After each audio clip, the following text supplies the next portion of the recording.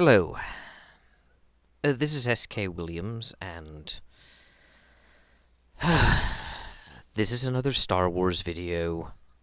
Unfortunately, I'm going to have to defend Star Wars Episode 8, the last Star Wars movie. I mean, The Last Jedi. I don't think it was a good movie. I really don't. But I do think some criticisms are a little unfair. And one criticism in particular has to do with science. And I think that maybe people should think it through a bit. But even people who loved this movie actually had a problem with this scene. And it's the scene at the beginning. And if you don't want to know what I'm talking about, please don't watch this video any further. It will have mild spoilers for something you'll see within the first 7 minutes of the movie. Anyway, with that out of the way, it's the bomber scene, in which the Resistance sends a bunch of bombers to take out the First Order Dreadnought. Most of the bombers are destroyed, but that one gets through, and while it's damaged and the pilot falls, she manages to get the remote, pushes the button, and drops the bombs while opening the bomb bay doors. The bombs, of course, fall out of the ship and onto the Dreadnought. People think that this is something that's not really possible, because there's no gravity in space. So once the bombs were dropped, they should have just stuck in the ship or just drifted away.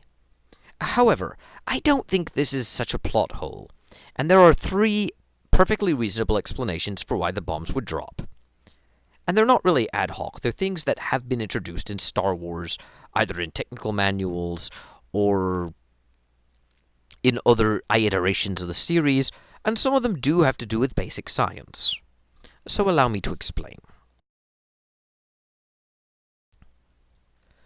First off, while it is true that there is no gravity in space, well, there's microgravity around every physical object, but not enough to really attract objects rapidly, like what a bomber would do. One thing people seem to forget is that momentum can carry objects as well. Now, I know many of you will say, well, it can't be momentum either. They obviously fell. Gravity was obviously pulling them. But let me explain.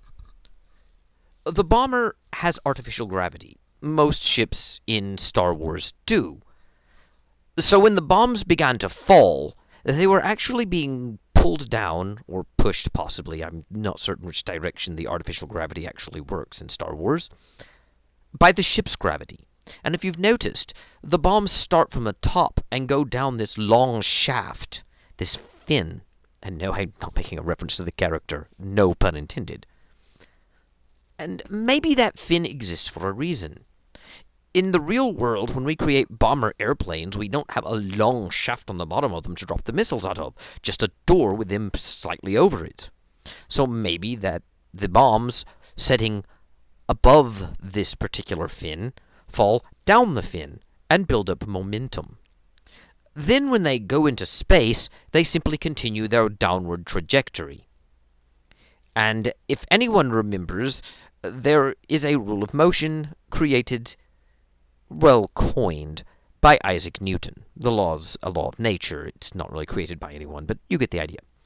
And that is, whatever is in motion tends to stay in motion, unless acted upon by an outside force. So once the bombs are deployed by falling down that shaft, they gain enough momentum being pulled by the ship's artificial gravity, fall out the bottom, and continue to go in a straight line. They are no longer affected by the ship's gravity, but it's not like once they leave the ship they're just going to disperse and drift gently away. They are still going to go in the direction they were headed when they were being affected by the gravity. They are still going to go straight down. So, it's not that big of a plot hole.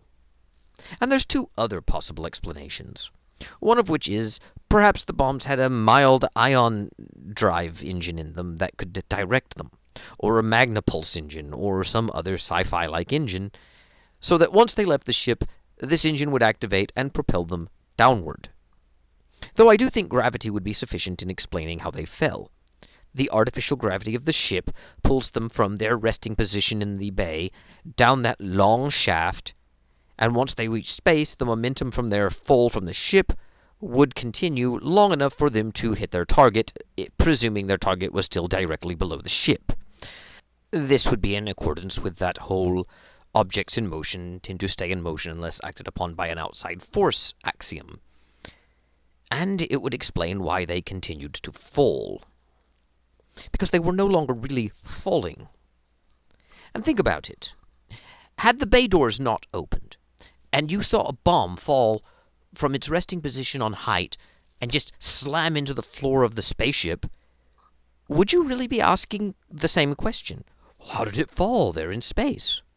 We know ships in Star Wars have artificial gravity, and therefore we know for a fact that they would fall in the ship unless something happened to that artificial gravity. But some people seem to imagine that in space, once you leave a gravitational field, you just begin floating gently away, and that's just not how it works. They had gained enough momentum, they would simply keep going in a straight line. So I don't really think this is a plot hole. And I'm saying this as someone who doesn't like the movie. I'm just defending this one thing because I think that the criticism is unfair. I think a few other criticisms are unfair as well. But overall, I still did not like the film.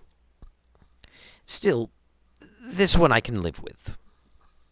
Well, I think that I'm done with this particular video. I've said all I needed to say. I still need to recover my strength a bit. I know that that seems odd since I'm uploading videos more often than I used to, but hey. Anyway, thank you, God bless, and goodbye. Oh, and may the Force be with you. But not with Disney. Thank you, God bless, and goodbye again. Signing off.